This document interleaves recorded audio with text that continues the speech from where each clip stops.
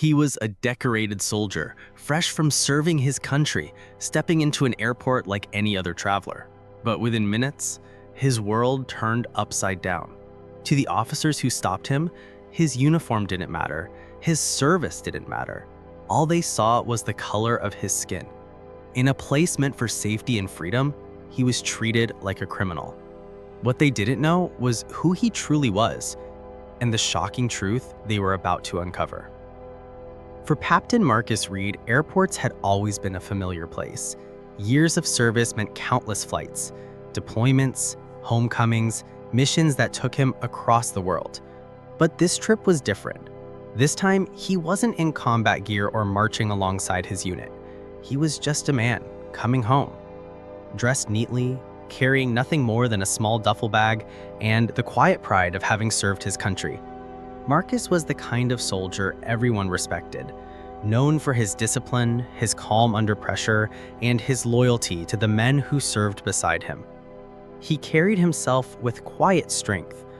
To most strangers, though, he looked like just another traveler, tall, broad-shouldered, moving through the terminal with a steady pace. Still, behind that composed exterior was a heart eager to reunite with family.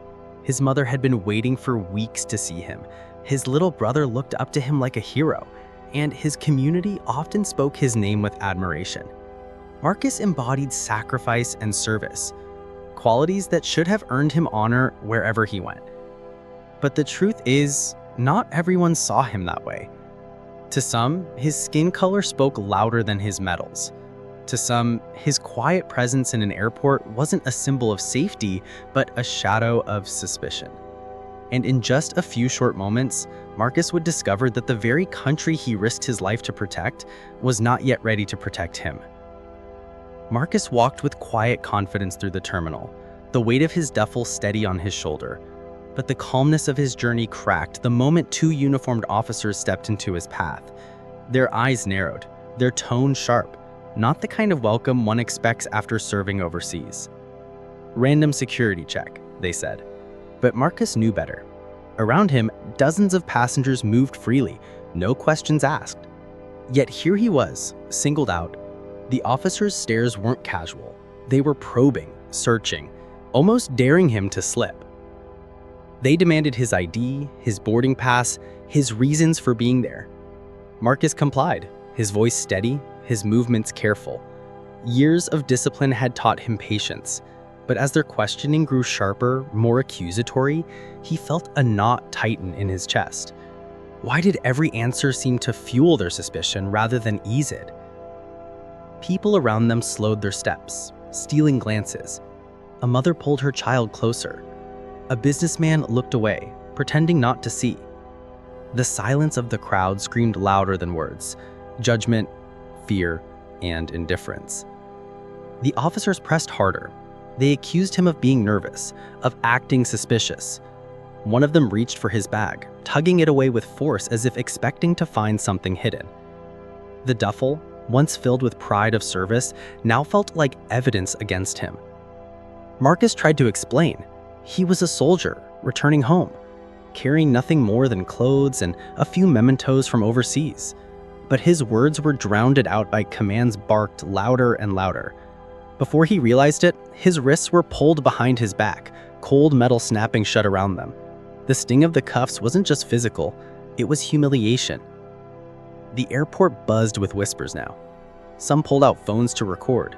Others watched with wide, uneasy eyes. Yet no one stepped forward. Marcus, a man who had once stood in foreign lands defending strangers, now stood utterly alone in his own country. Dragged toward a holding area, his heart pounded. His uniform, his service, his sacrifice, all erased in the eyes of men who refused to see past his skin. Each step felt heavier, not from the cuffs, but from the crushing weight of injustice. And as he was shoved into a chair under the harsh glare of fluorescent lights, Marcus couldn't help but wonder, how far would they go? How much more would they strip away before they realized the truth of who he was? The answer was coming, but not yet. First, he would endure the storm, unaware that the moment of revelation was closer than anyone watching could imagine. The holding room was silent except for the ticking of a wall clock and the shallow sound of Marcus's own breathing. His hands throbbed from the cuffs, his shoulders stiff from being shoved into the chair. He had faced enemy fire overseas, yet nothing felt as threatening as the cold, unyielding eyes staring at him now. The officers circled like predators, tossing accusations without proof. Terrorist, smuggler, criminal. Each word struck harder than the last. Each assumption carved from nothing but skin. Marcus tried to steady his voice, to remind them who he was, what he had sacrificed. But the more he spoke, the less human they seemed to see him. Then it happened. One officer slammed his duffel onto the table, unzipping it with a violent jerk. Inside lay his military jacket, neatly folded, the patches insignia unmistakable. A silence swept the room, but instead of respect, suspicion sharpened. One muttered, "Stolen." Another sneered, "Where'd you get this?"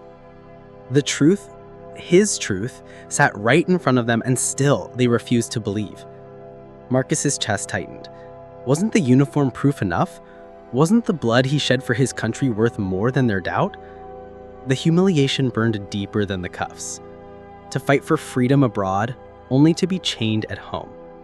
To be a hero in combat, but a suspect in an airport.